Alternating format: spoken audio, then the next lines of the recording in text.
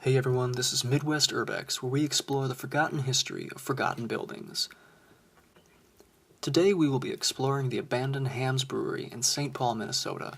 Often considered the crown jewel of Twin Cities urban exploration, the Hamm's Brewery is a 9-story maze of massive chambers, hallways, staircases, and tunnels.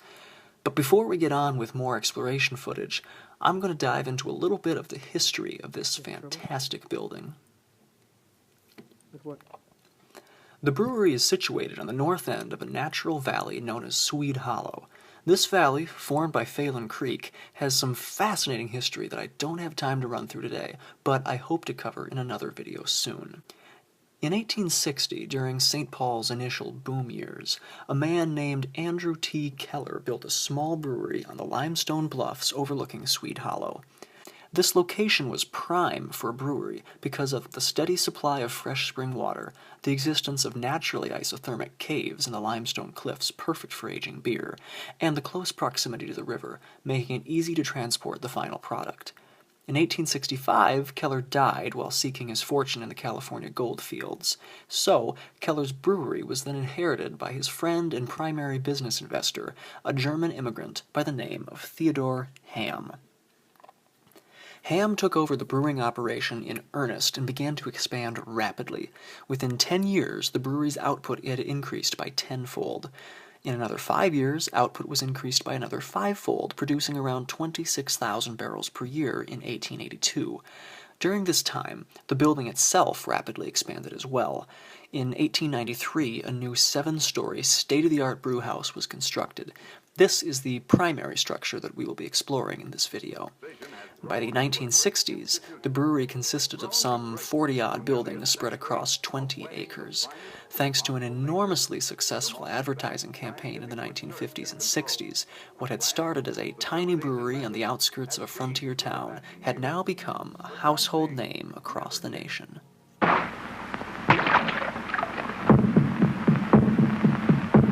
the land of sky blue water, from the land of pines, lofty balsams, comes a beer refreshing, Hamm's a beer refreshing. Hamm's. Yes, from the Theodor land of Hamm sky died of a blue heart water attack in to 1903, and the business was handed on to his son, William, and later his grandson, William Hamm Jr., making for 3 generations of Hamm's brewmasters. In 1965, after one full century of family ownership, the brewery was sold to Hublin Incorporated for $65 million. The Hamm's Brewery would then change hands many times with the second half of the 20th century. Hublin sold the brand to a group of Hamm's distributors in 1971, who then sold it to the Olympia Brewing Company in 1975, who then sold it to Pabst in 1983, who ended up trading the brewery itself to Stroh's and the Hamm's brand to Miller. Stroh's closed down the brewery for good in 1997. Several structures on the 20-acre site have since been demolished, most notably the massive grain elevator in 2001.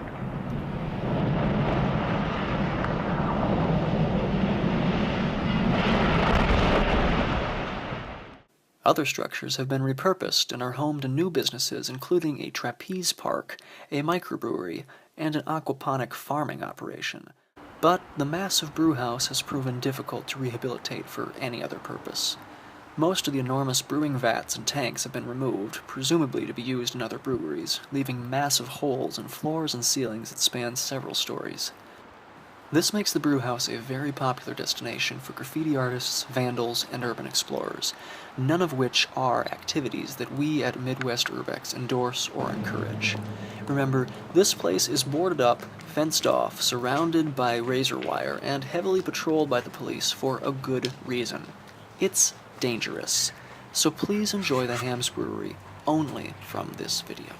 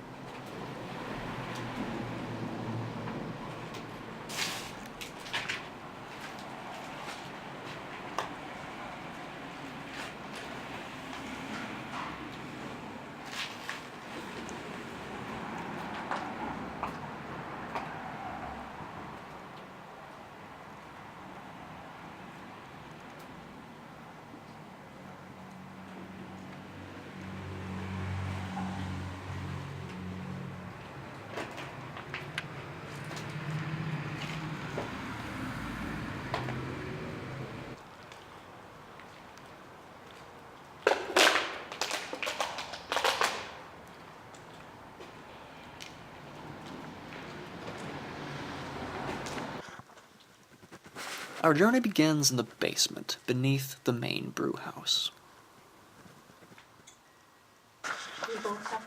These stairs lead down to the limestone caves where the beer from Keller's original brewery was aged. The steps are very steep and were completely covered in ice at this time, so we did not explore the caves on that particular day. But here's some footage of the caves from a previous visit that I made during the summer. Alright, we most likely found one of the original brewery caves from a long time ago. It smells really bad down here. As you can see, the ceiling is dripping with water.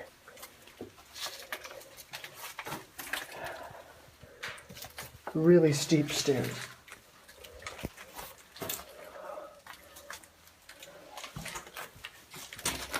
I mean, we were in the basement before, but this is... Oh, this goes down far. Yeah.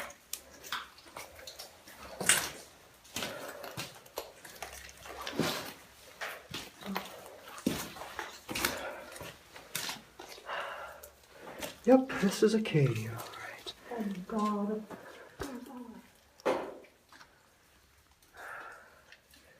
Dead end. Thanks, sir.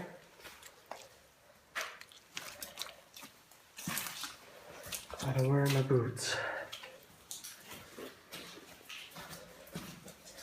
Lots more mud.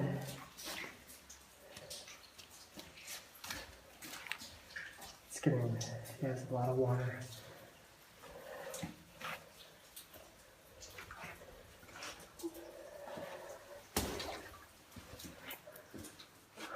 Jeez. Okay. Well, those dead end signs can't all be right because we just came from that way and it says No, dead it's end. pointing a different way. This one says dead end, pointing the way we just came. Oh. Well, suckers.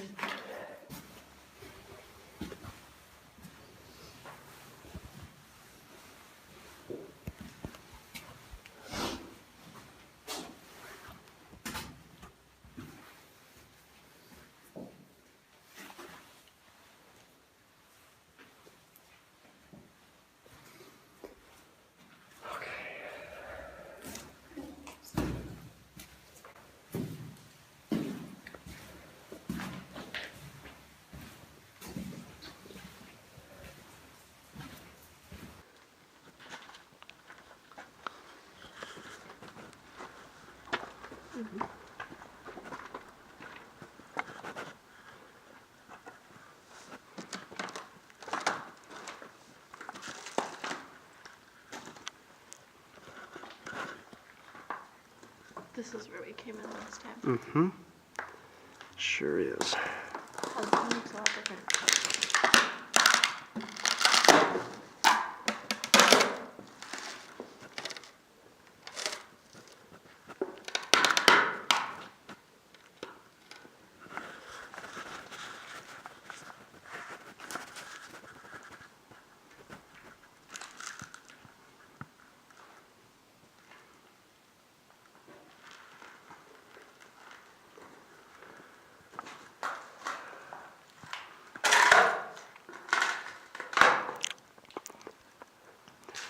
So we are currently in the basement of the main brew house.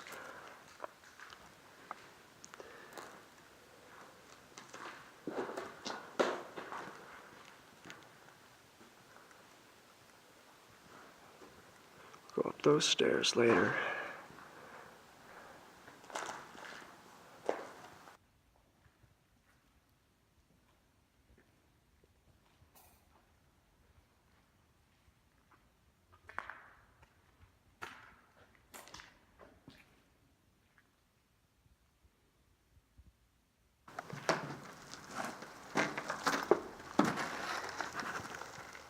Oh, it's like the culture. Oh, wow. Part of the elevator. Oh.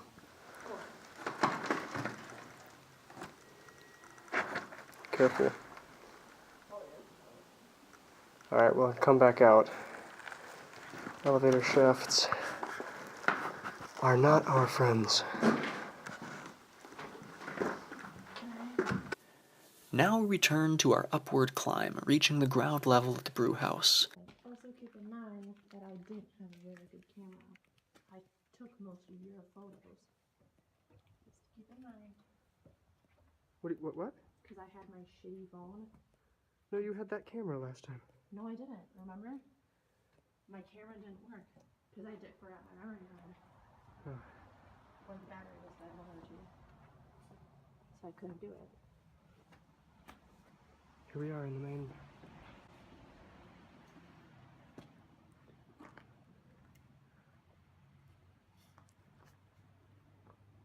Here we are in the main brew house.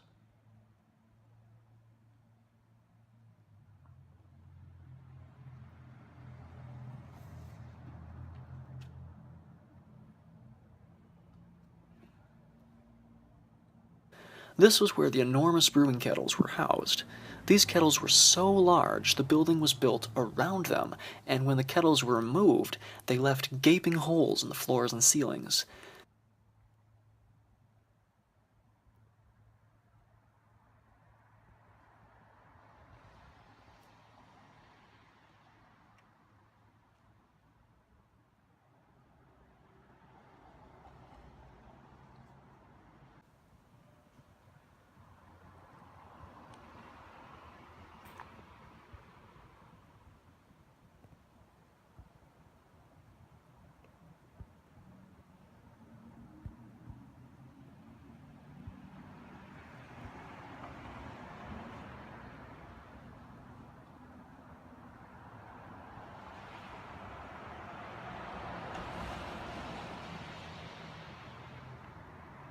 This photograph from the late 1930s shows one of the kettles as it looked when it was still installed. You can see another kettle in this photograph from 1910. You can also see the same wrought iron staircase, though the ornate banisters have since been replaced with more utilitarian ones.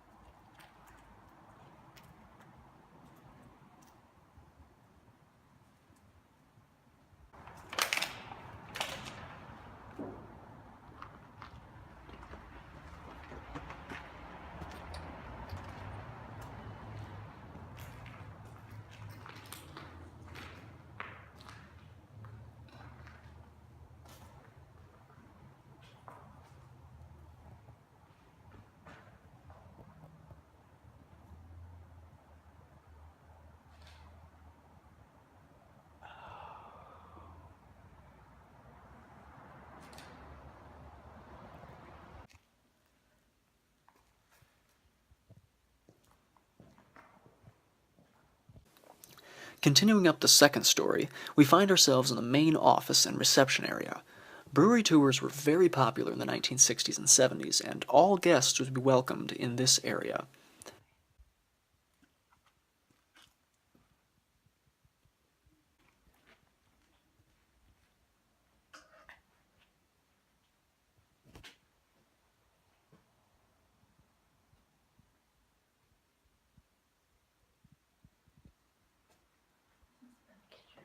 Yeah.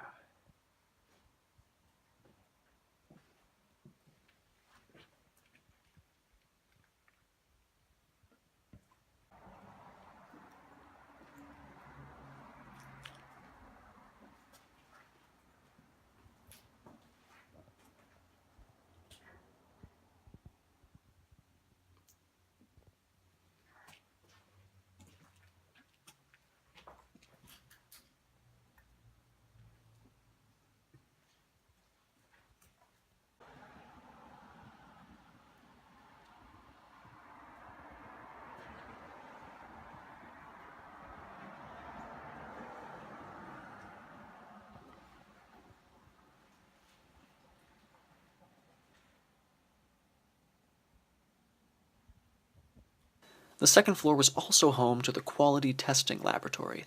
It may not look like it now, but this was one of the most important rooms in the brewery. I'll let this Hamm's promotional video from the early 60s speak for itself. Science can work for uniformity and for higher standards.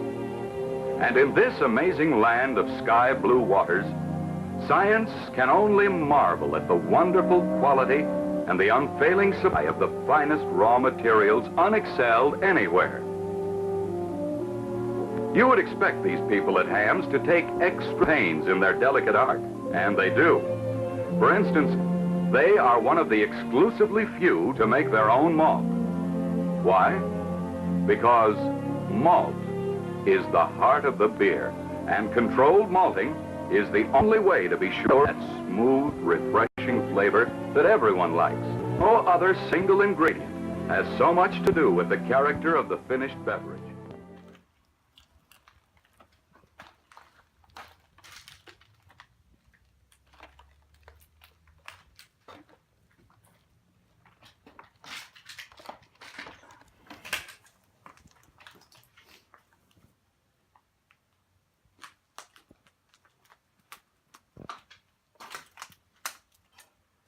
That is the front door. Leads right outside to the street.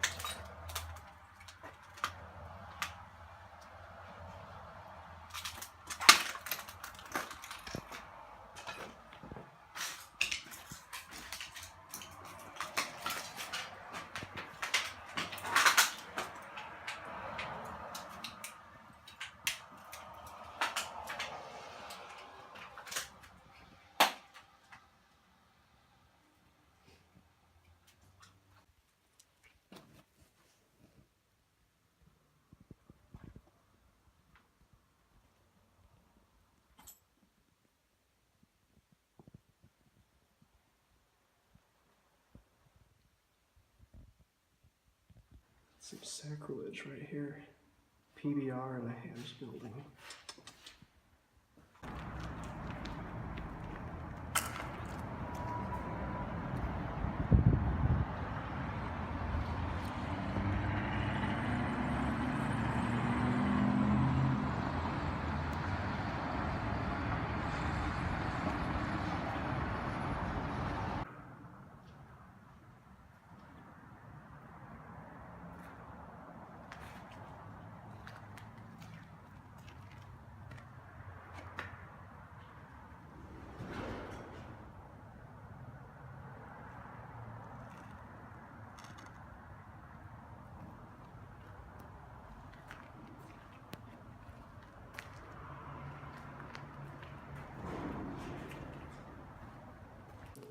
Further up, we reach yeast storage rooms and large fermentation chambers. I was able to find a little bit of archival footage from these rooms.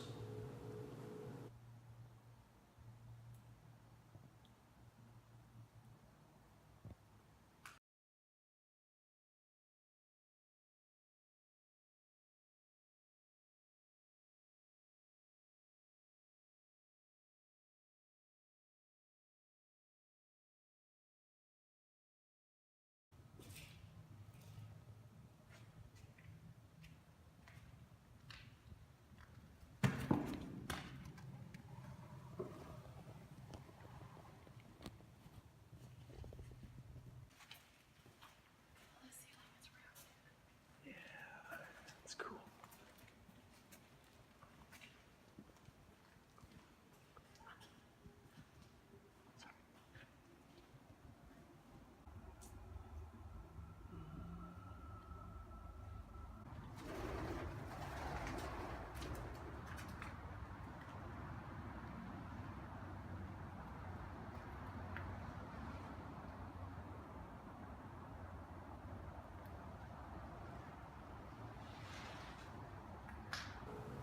Finally, up on the very top floors, we were rewarded with a skyline view of St. Paul.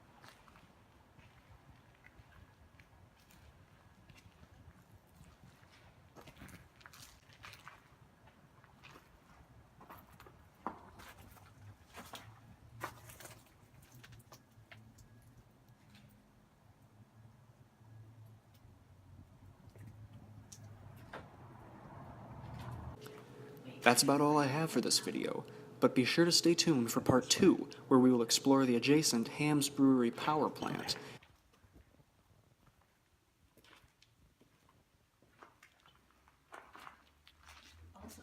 If you like what you've seen, be sure to subscribe to Midwest Urbex and share your thoughts in the comments. Until next time, thanks for watching.